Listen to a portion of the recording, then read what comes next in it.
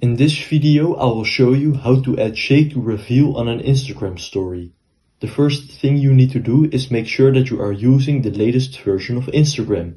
You can do that by opening up the App Store or Google Play Store and then search up Instagram. If it says update instead of open, you need to update Instagram.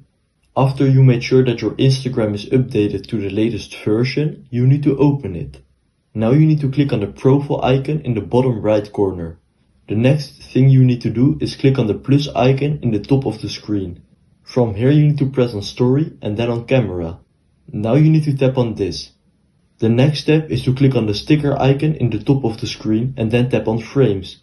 Now you need to choose the photo you want to use. I will go with this one. You can also add a caption if you want. Once you did that, you need to click on done in the top right corner. After you publish this story, people can only see it if they shake their phone or tap on the image. You can publish it by pressing on your story in the bottom left corner. If I now go to my story and shake my phone, it will show the image. Thank you for watching and don't forget to subscribe for more tutorials.